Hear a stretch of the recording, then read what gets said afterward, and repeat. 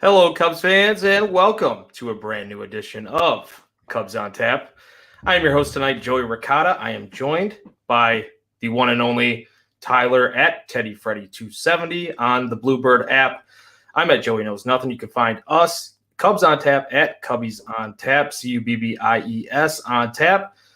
Tyler, not a good one tonight. Cubs lost 7-1 to the Cincinnati Reds. Sucks. Kind of a letdown after like the hype that was last night. It was just an awesome night. I want to get your thoughts on last night's game as well. And Wes Studsky. But first, nasty. He was nasty. How are you doing, Tyler? Well, Joey, I'll be honest. I was excited at first when I found out I was going to be on the show with you, and then the game started, and it happened. And I'll be honest, the mood for me like just dampened completely as soon as I tried to start the game because real quick, MLB TV, Rob Manfred, figure your shit out. There should never be an MLB blackout. I'm fortunate enough to watch every game minus the Reds games, which 90% of the time I'm not bummed about not getting to watch the Cincinnati Reds. But when they play the Cincinnati Reds, there you go.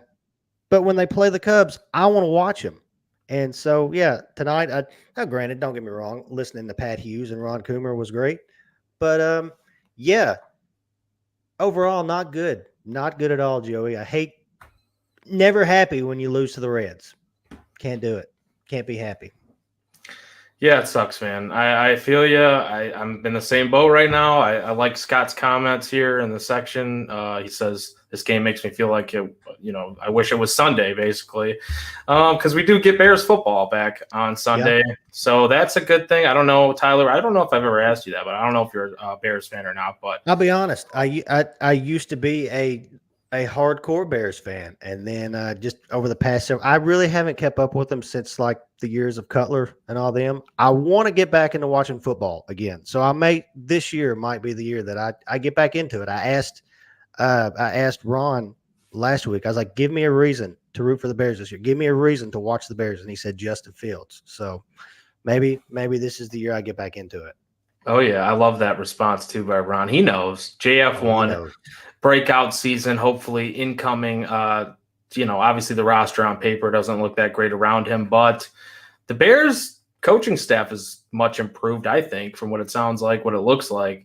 So we'll see. I mean, I think he can definitely take the next step with a better scheme around him. I wasn't on Bears on Tap tonight, so I just had to get that little that football itch out of here too, out of my system, because I want to talk Bears, and I'm going to do so more as the season goes on. Obviously, week one close, and it's cool because week one of the NFL season on Sunday, starting for the Bears, you get the Cubs also facing the San Francisco Giants, and they flex that game to ESPN Sunday Night Baseball. So you can get the best of both worlds. San Francisco fans can come into town.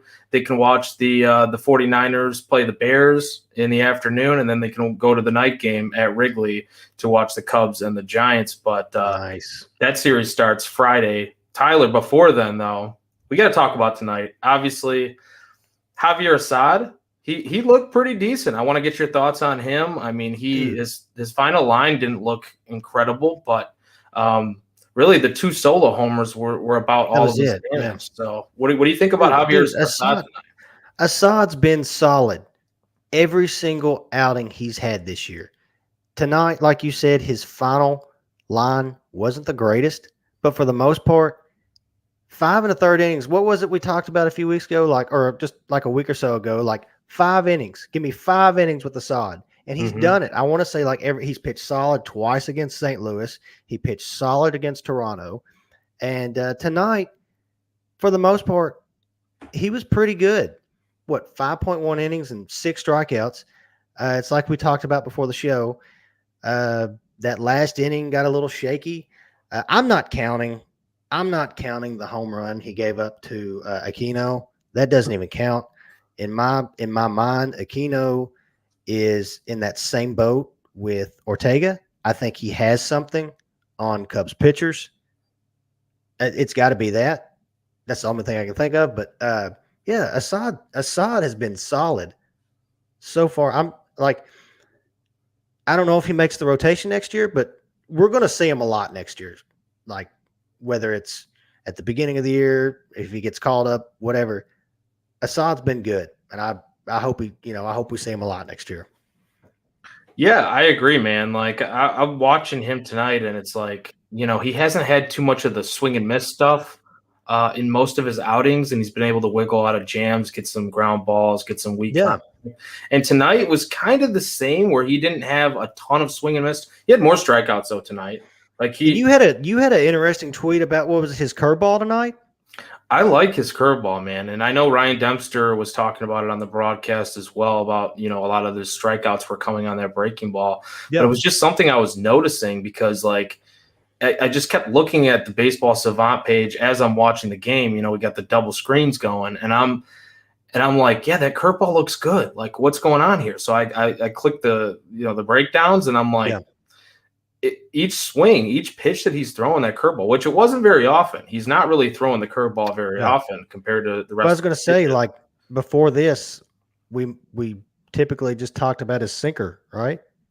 Yeah, he's a sinker baller, and he still threw is it mostly today. And the sinker, he even throws that thing up and in the zone against the righties, and I like it. Like that sinker that he throws even up and in, kind of catching that inside upper top part of the zone or even just off the plate. Like it looks pretty nasty, and he'll throw it lower too and get some ground balls. But yeah, his usage tonight, 89 total pitches, 43% sinker, 22% cutter, 18% four-seam fastball, only 10% curveball. So and then 4% slider, 2% change. The slider, I wonder if he just stopped throwing that after the first home run that he gave up to Aquino, because that was a slider there that he missed a spot obviously, and then Aquino just kills the Cubs. Like we'll talk about that in a second. Assad, man, 9 pitches for the curveball, only 9 times, 7 swings, 5 whiffs, excuse me, and he dumped one in for a strike, for a called strike. 67% CSW, that's called strike plus whiff rate on the curveball. It's pretty damn elite. And I know he didn't throw it much, but like if you're throwing it that much, he wasn't getting many whiffs on any of his other pitches. It was basically just the curveball that he was getting the whiffs on. Yeah. So I'm hoping that a start like this, and maybe it's just because he has so many pitches that teams aren't really picking it up off his hand because they're not expecting it yet. Maybe that's a thing. But he looked like he was really pounding it low and then throwing it like in the dirt, and he was getting those whiffs on it. So I'm kind of hoping he throws more of this curveball, Tyler. I don't know, what do you think? I mean, if he sticks with this, I know a lot of people like to talk about pitchers pitching vertically, and as far as he can just mix up his pitches, and as far as like messing with hitters, as far as going up and down, I mean he's going to be effective. He's going to be an effective pitcher, whether it's out of the bullpen next year, in the rotation, whatever it is. He's going to be effective. He's going to help us out. Yeah, no doubt. I think they said tonight was his longest outing of the year. Like I know me and you talked before about maybe Ross letting him go there, but I also understand, like we said, he young guy. It sucks that he got those 2 runs added to his ERA after he came out. But overall, I was not upset about Assad tonight. I thought he pitched well enough for us to win. Yeah, no doubt. I mean, like, obviously things kind of unraveled there a little bit in the 6th inning, and then he giving up the base runners. And I mean, it probably was the right time to pull him, if we're being honest. But we've seen him, wiggle out of damage, and it being his longest outing. I don't know, like, pitch count wise, if he had any longer outings like in I don't know as far the as minors or not. And that's something I might look at. But like, at this level, it's different. Like you're putting a little bit more pressure on your arm. You probably get tired a lot sooner in the majors as well, just because of everything involved. So I don't blame Ross for pulling him at all. I don't blame him. And to be honest, at that time, I even don't blame him for choosing Ullman in that situation. I like Ullman's stuff. I wrote this on my notes. I want to believe in Ullman. Like I want to be able to like trust Ullman, like when he comes in, like, because his stuff when it's on, man. It's nasty.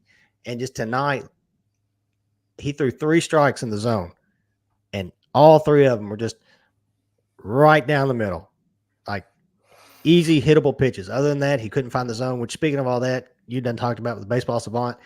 I listened to the broadcast tonight thanks to Blackout, and followed along with Baseball Savant. Which, if you haven't done that, anybody that's listening, do it. It's really it's exciting. It's pretty cool. Like, just to see all that. I know Joey, you're on it all the time.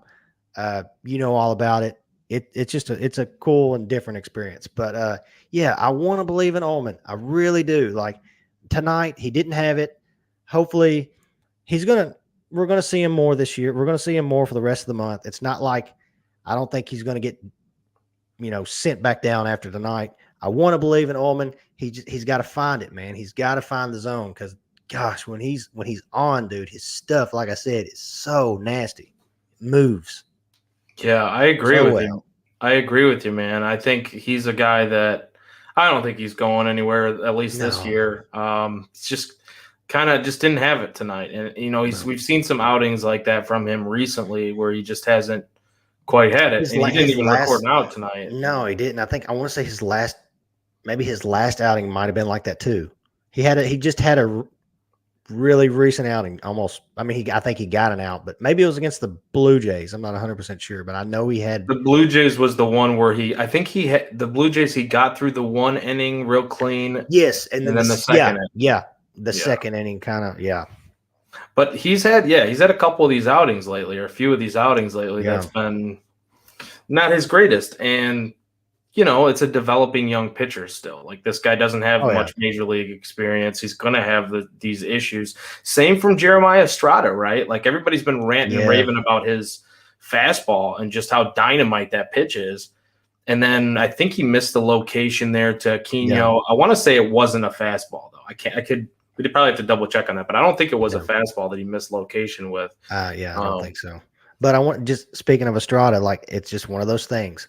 He's young. It's going to take time as far as for him to just be confident in himself, confidence in throwing certain pitches when he needs to, and finding the zone and everything like that. I'm not worried about Estrada. Like, that dude just he's got the stuff. Like, he's nasty too. So I'm not worried about him. It's just, like we said, it's gonna take time. Mm-hmm. Yeah, if we're rating the two, I'm less worried about Estrada than I am Ullman. Yeah, I think that he's got that look too. Like, he's got that stuff. He does. And just on the mound, man, that look, like, I'd be intimidated. I'm not gonna lie. And I know, he knows this. He's gonna, like, his fastball's nasty. He's gonna have to learn when to throw it, when to throw in his off-speed pitches to major league hitters. It's a major difference coming from AAA to major league. Mm-hmm. And he knows that. Everybody knows that. And he's gonna figure that out, and he's gonna be fine. But tonight just sucks. It was off of Aquino, but it does. And Aquino, man, I saw Jordan Bastian tweet, and I actually tweeted something similar before I even saw it. His home run totals against the Cubs compared to any other team, just his production alone against the Cubs versus any other team, is just like, he's God when he faces the Cubs. Got Socrates. Let's hear it. Just punch me just hit me with it. You got Socrates, Plato, Aristotle, and Aristides Aquino, because this dude is a philosopher. Whenever he faces the Cubs, his brain power is through the roof. He figures it out, and he just crushes the Cubs. He crushes the ball, and then, like, I guarantee you, before, well, I guess tomorrow's the finale, but we play them tomorrow, and then I think we play him at the end of the year. He's also, because I almost tweeted this, he's going to have some type of crazy outfield assist, because he always does it. I think he's done it twice against us this year. It's going to happen. He's going to have some throw out of his ass that's going to be right on the money and get somebody. And it's, oh my gosh, you're going to get all the tweets. Look at this throw by Aquino. Oh my God, whatever. Like, oh God, here we got to see it again. It's going to happen. Yeah, it probably will. I mean, so Tyler, listen to this. Versus the Cubs, 28 games played, 12 home runs. Versus everyone else, 193 games played, 26 home runs. And Jordan Bastian, he tweeted out basically over 30% of his home runs have come against the Cubs. I don't understand what happens in this guy's brain when he plays the Cubs. It's like he's got something on somebody. It's like he's got some dirt on somebody. Ian Happ versus the Reds, not the same production. It's got Aquino versus the Cubs, but like something similar there, right? Happ, totally. It's one yesterday, and then you got Aquino tonight. So it's like one of those two guys. If it's Cubs and Reds playing, you can pretty much bank on one of those two guys hitting a long ball in the game. If you're a betting man, there you go. I think that's a great call for tomorrow's game. But yeah, let's talk a little bit more about the bats too. I want to get into it. 12 hits, 1 run. 12 hits and 1 run. That's 12 hits, 1 run. 12 hits, 1 run. I don't know how this happens. I don't know how. Hit. Yeah, the extra base hits were really just what hurt the Cubs. They didn't get enough of those. They didn't get any slug tonight. The one extra base hit was Christopher Morel there. Yeah. Was it in the sixth inning? I don't know which inning that was in even, but it was nice to see Gomes have a 3-hit night. That was nice. Or was it a 4-hit night? Gomes had a 4. Gomes went 4 for 4. 4 hits. Yeah. That was nice. That was his first career. He's had 4-hit games before, but his first career 4 for 4 game, I believe. Yeah. Okay. So very solid. I mean, they strung together those hits. They got the scoring started in the second inning when it was with him stringing it together. With Nelly V got a hit, Gomes got a hit, and then Higgins coming in the clutch. He's been a clutch hitter this year. Like, yeah, we almost scored 1 run, but he's shown this year he comes up in the clutch. I mean, if we keep him, which I don't see why we wouldn't keep him next year, he's going to be a good bench, a good bat off the bench. He's going to be a guy that, if I don't see him like starting a boatload of games next year, but he's going to be a guy because hopefully we see Mervis playing first base next year. But he's going to be a guy that you can be confident in as far as, late in the game, you got to throw him in at first. Maybe you need him to catch. Give him a pinch hit appearance. He's somebody that we could be confident in as far as him coming in the clutch. But I want to say that because I wrote it down like in the 4th inning. They had 8 hits in the 4th inning. So I was like, oh, damn, like, all right, yeah, we're not finding holes right now. We're not coming up clutch right now. But yeah, it's going to fall in. We're going to be all right. But like, you have 12 hits and 1 run. Man, like, if you just covered the run line and just said 12 hits, you're like, oh my gosh, we probably scored at least 4 or 5 runs maybe. And to see 1 run, man, that sucks. But like you said, it was nice to see Gomes get a hit. And Franmil got 2 hits. The dude has been killing it since he's been on the Cubs. It's like we talked about earlier. Real quick, Cubs, since Franmil has joined the Cubs, roughly a month. I think it's been a little over a month. Slash line of 281, 320, 510. I think that's like a 830 OPS, and that's before tonight. 6 doubles, 2 triples, 4 home runs, 13 RBIs, and 6 walks. And then I made a little note right beside it. We're keeping him, right? Like he's going to be on this team next year, right? Or what? It's looking like it to me. Like, I think it's a great question, and I think I know you're kind of asking it rhetorically because he's played pretty damn well. It's like night and day since he's left Cleveland. It's just next year or this offseason, it's going to start with this offseason.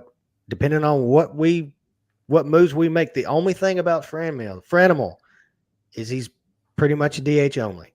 Yeah, that's the one. And he can, like, maybe in a pinch, but like you don't want him in the outfield. No, you don't want him in the outfield. And pinch hit, I wouldn't mind him in a pinch hit situation, but I think he's the type that like he would be better off. Oh no, I meant just like playing outfield in like. Oh, gotcha. Like, oh God, not pinch hit though. DH, yeah, but yeah, you definitely wouldn't want him in the outfield.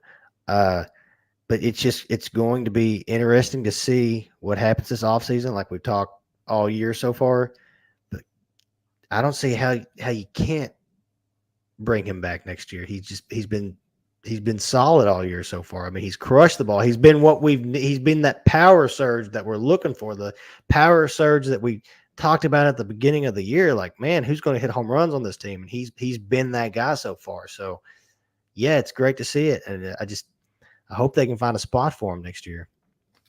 Yeah, I agree with you. I mean, I think that right-handed slugging is something you can always use, especially like even if he's only a guy that plays against left-handed pitching or something like that next year where he's just DHing versus lefties. Like, yeah, and I'd you be know, fine with that. hey, fine, yeah, and then you have maybe the Mash Mervis type first base DH, or like you're gonna have to make some more moves here. It's not going to be just internal guys. So that's where I think the question really, like, it could be uncertain at this point. Like, what are the other moves that the Cubs are going to make? Yeah, and it might not be it might be a thing that we don't even whether the decision on whether he comes back or not. We may not see that till almost the end of the off season, depending on, like we've talked about, what we do the rest of the off season. Yeah, absolutely. I think, like you said, we were talking about baseball savant a lot. I mean, he's right up there almost every game as far as like the hardest hit balls in the game. Like he was up there again tonight for some of the hardest hit balls in the game. He had 2 like real lasers. So, I mean, even his outs, they seem to be hit pretty hard. And, he had 2 hits tonight. So those hard hits are they're going to find gaps. I agree, man. Hitting the ball hard. They're going to find gaps. They're going to find the freaking bleachers. They're going to find, he's going to be fine. He's going to be all right. Yeah, and I mean, even a guy like, I know Nico, his hard hit rate isn't like terrific if you actually look at his hard hit rate, but he just hits so many damn line drives all over the field that even his outs look good. Like tonight, the drive down the right field line that was an out, we talk about Nico Horner a bunch, and I don't want to like shift gears too much, but it's just I feel like he deserves recognition for just what he does on a nightly basis. I know he grounded into a double play at one point. Fine, that happens. Pat Hughes talked about it tonight on their broadcast. Like it's hard playing defense against Nico Horner when he's batting because you don't know how to play him, because he sprays the ball all over the field. That's all they were talking about. It's like it's so difficult for defenders to figure out where to play because he hits the ball all over the place. Yeah, it reminds me of the Field of Dreams game when Joey Votto was mic'd up and he's like, "Oh, I got to be ready. He'll hit it over." Like, you got to be ready. He's being everywhere. Serious, yeah. Yeah, I love it. Best shortstop in Chicago. There's no question about it. There's no question about it. At least this season, there's absolutely no question about it. With that said, though, Tyler, I want to give you before we move on to, I want to get your thoughts on Wesneski yesterday or last night. But before we do that, I want to get, what are your like final takeaways or thoughts from tonight's game? It was ugly. Like we'll just, like Ron always says, spade is spade, ugly game. It was ugly. The one bright spot I have out of all of it is Javier Assad. I'm happy. I'm happy he went 5+, and for the most part he was solid.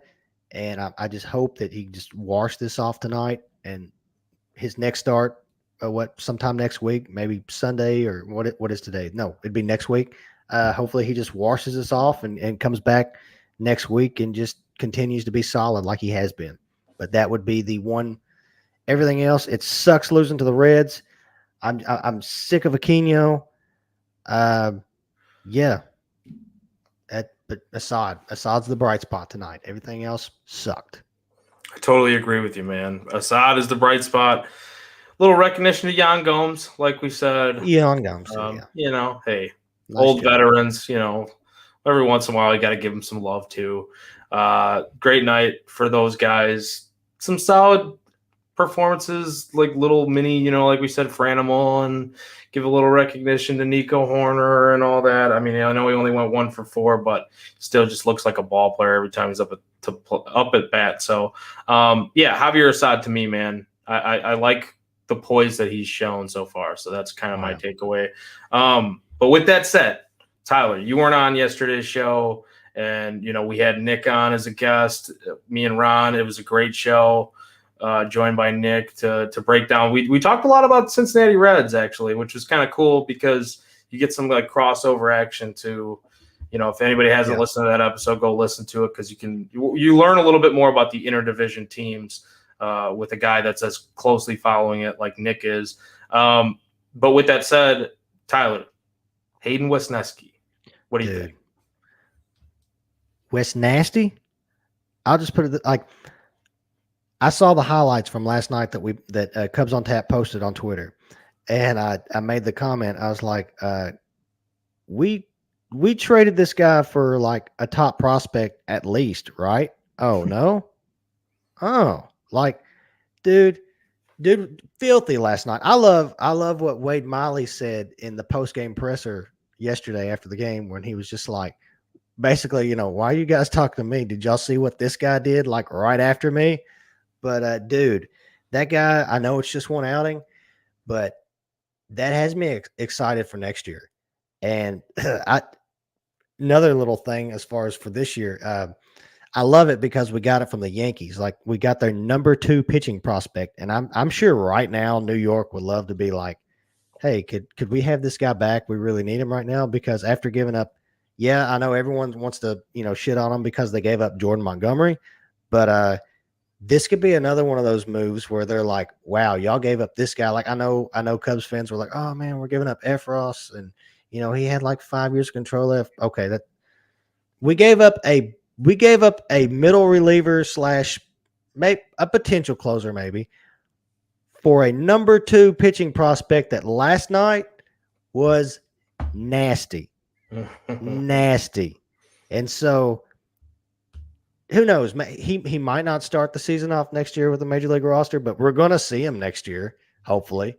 And with the other guys we've got between Steele, Stroman, Killian, I know he's had his, he's back down right now, but like he's had some good games. He's had some shaky starts, but like if he can figure it out, which I know he can, and Stroman, and then whoever else we get and not to mention Keegan Thompson too. Dude, we could have a nasty rotation next year. It might not be like right at the beginning, but like midway, maybe by the All-Star break, could be nasty. And Wesneski is going to be a part of that eventually. But yeah, he was. It just sucks that I missed it last night. But man, love to see it. Love to see it.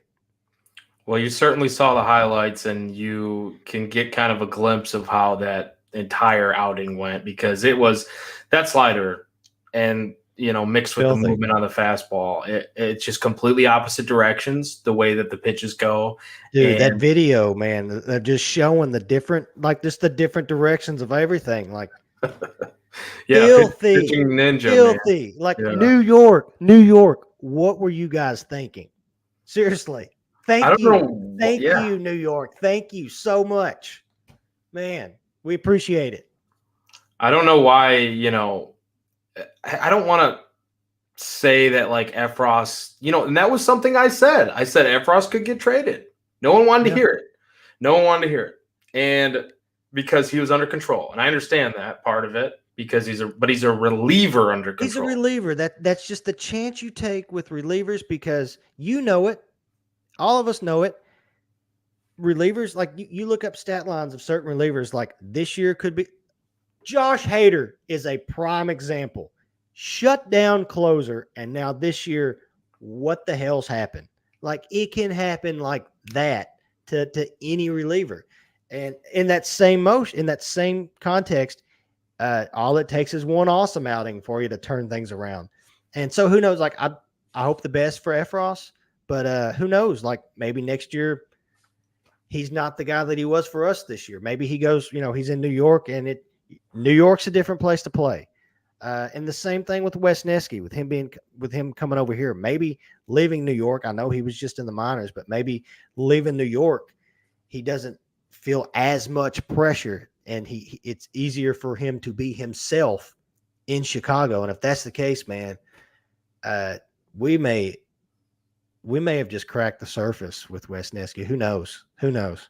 It's possible. I mean, like you said, I just want to reiterate too, like when as great as Efros was with the Cubs, and I mean he was really, really good. He was. How many times did he go 5 shutout innings with 8 strikeouts out of the bullpen? He wasn't doing that. None. like that's basically None. what you. So you already have seen a glimpse of the ceiling, right? Yeah. Just a glimpse of the ceiling, and who knows? Maybe it doesn't get better from here. Maybe that's as good as he's ever going to pitch, and he struggles from here on out. We don't know, but I mean the potential for him. Potential's there, and it starts. Look at just about every single team right now that's in the in a playoff race. It starts with starting pitching. Just about all of them. Houston, New York, LA, all of them. Like starts with starting pitching. If you want to make it far in the playoffs, you got to have some starters. Got to have some horses. 100%. I think you go out, you sign a free agent this offseason. I don't want to say pencil Wesneski into the rotation, but I think you give him maybe a chance to see what he can do in spring training, right? Because we don't know what the innings they're gonna want him to throw even next year, or the pitch counts and what all that. But like, even if he is like a piggyback type of guy, like let's say they did bring back a Drew Smiley on a mutual option or a Wade Miley, like he was joking about it. But if that is like a 5th option in the rotation, you got like a Smiley piggyback with a Wesneski nasty. Yeah. It's kind of all right. Kind of sick, right? Yeah. I'd be all right with that. Yeah. So with that said, Tyler, I think we kind of, do you have any I don't know, overarching final thoughts? Since we haven't really, this is our first time actually doing a show together, just me and you. Yeah. So what are you thinking about the Cubs right now? Like, what are your overarching kind of final thoughts before we look ahead to tomorrow's series finale? As far as I'm excited about the young pitchers we have, and I know like what we've talked about in the past with buckle your seatbelts as far as with the bullpen. There's going to be games like this. We've talked about all that. Kind of to reiterate that, Ullman, for example, like we didn't have it. Okay, hopefully next outing he brings it. He shows up. As far as like tonight, yeah, most of these games for the most part aren't super important as far as wins and losses. Yeah, there's a lot of players here on this roster that are playing for spots next year. They just continue to compete. Tonight was just an example of, hey, yeah, a loss on our record tonight's no big deal, but you've got to figure out a way. 12 hits, you got to score runs. Yeah, if we win tonight, is it going to put us, in a chance of making the playoffs? No, but you've got to do these things like scoring runs in situations when you need to. You've got to do those little things, even in these, this type of season right now, to roll, to help roll over for next year. Look at the Orioles. Been in the bottom of the barrel for years. This year, figuring stuff out. They compete every single game, and look at them now. And not to say that I'm comparing us to the Orioles as far as the organization, but like a lot of young guys just like us, just compete every single night for the rest of the month. But just doing the little things, focus on the little things, like I just said, hitting in scoring situations, coming through in situations like that. But yeah, other than that, I'm excited about next year as far as what the potential could be. Yeah, man, 100%. Like it's definitely going to be a little bit bumpy at times with the bullpen and all that, and hey, you figure this stuff out as you go. You just want to see what these guys can do, and like you said, looking ahead to the future. Like we're all eager right now. No, and most fans would probably roll their eyes at these random guys in their minds. Who's this guy? Who's that guy? Who's this guy? You've got to be patient. I know yeah, we could sit here like we have last year and whatnot this offseason, and we could sit here and just and shit on ownership and all that kind of stuff. I'm done with all that. We've got to be patient. Trust the old cliche, trust the process, and just know that hope these guys, are playing for a spot next year, and they're really, they're trying to compete, trying to make a difference next year. We've got guys coming. Like we've got production coming. It's coming. It may not be, it may not be tomorrow, but like we've got guys coming. Yeah, exactly. We got guys coming, and I'm sick and tired of bitching about ownership. Like, it's just something I don't do these days. I just don't. Like, I think they know they're going to have to spend money this offseason, and just seeing where the timeline is, they're not dumb. Like, they're seeing what we're seeing. They're seeing the guys progressing through the system. They're the ones calling them up to each and every different level. Like, they see this stuff. It's their system. They're smart enough. They see this. They know, like, Jed Hoyer is not just Jed Hoyer is not I'm just trying to, make my money, make my cut, blah, blah, blah, blah. Like, he's a smart baseball guy. He knows what he's doing. And I get it. We've all been so used to all these big name players that we've had, all these guys that we've loved, and it's hard to let them go. That's over, done with. Get to know these guys as far as, the Cubs fans that maybe not be like super hardcore fans.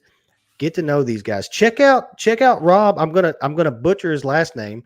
Our boy Rob Wegley that does the on the farm all the on the farm posts and blogs and reports as far as our minor league system. Check that guy's stuff out. It's really good stuff, and it's going to get you excited about a lot of these young guys coming up. Learn them, watch them. I'm telling you, like me, for example, I know everybody likes to talk about Brennan Davis. I'm excited about Mash Mervis. I'm really excited about that guy. I hope that guy next year comes up and just crushes.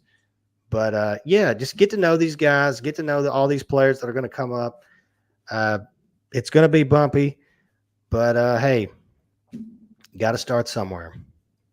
Yeah, man, I couldn't agree more with you. I think everyone should definitely be checking those articles out at ontapsportsnet.com. You can find a ton of great work over there. Bulls, Bears, Blackhawks, Cubs, even the White Sox. We got betting content, beer reviews, entertainment, all that good stuff. Check out Tyler's work, writing Cub stuff, Ron, everybody's work over there. So, and you can find us on Twitter at Cubbies on Tap and the big brand at OnTap Sportsnet. Before we go, though, Tyler, we got to preview tomorrow's game. Just felt like a good time to plug all that stuff. Yeah. Because you mentioned Rob's great minor league articles, and they are great. They do. They've been great. So it's definitely a great time. I felt like to plug that stuff. But tomorrow's game, 1:20 start, the rubber match, series finale. 1:20 start at Wrigley. Cubs, Reds are going to do it again. Adrian Sampson, who's been pretty solid. He kind of worked his way out of some danger the last time against the Cardinals and actually pitched a pretty solid game. I think he was dealing with some maybe wetness of the baseball. I don't know what was going on there early in the game. He didn't really have a good feel for it, but then he ended up pitching pretty solidly. But he's going to take the bump for the Cubs. 3.95 ERA, 1-5 record. Luis Cessa for the Reds, 3-2, 5.18 ERA. So, Tyler, give me your thoughts for tomorrow's rubber. Well, with Sampson, I really want to see Sampson continue to do what he started off doing when he came up. I want to say like earlier, right after the All-Star break. I really would like to see him go at least 5 innings. And Cessa, I want to see that ERA go up. I think our bats are. I think we're going to be a little upset after tonight. I think they're going to go to bed and be like, God, we just lost to the Cincinnati Reds. And I think they're going to come out tomorrow, guns a-blazing. I think Ian Happ, you can mash it down right now. Ian Happ's hitting a home run tomorrow. They like to go back and forth, I guess, between Aquino and Happ. It's Happ's turn. I think he's going to hit a home run tomorrow. And I'm going to be honest, Joe, I wouldn't be surprised if we put up like an 8 spot on the board. Ooh. Really wouldn't. Ooh, I like the sound of that. And people may say that I'm overconfident. No, it's the Reds. I'm sorry, it's the Reds.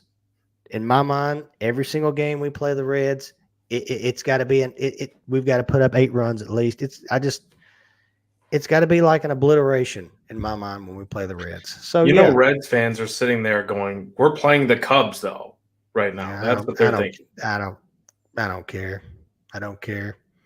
I'm not scared of the Reds. I'm not scared of Aquino.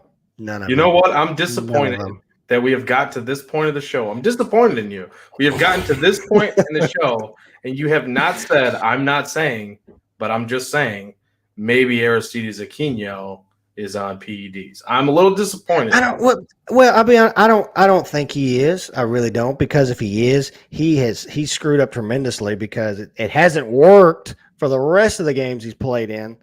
So Aquino, you know what, Aristides, if you are, you don't know what you're doing, because as your numbers can show, I think to be honest, I think he has something.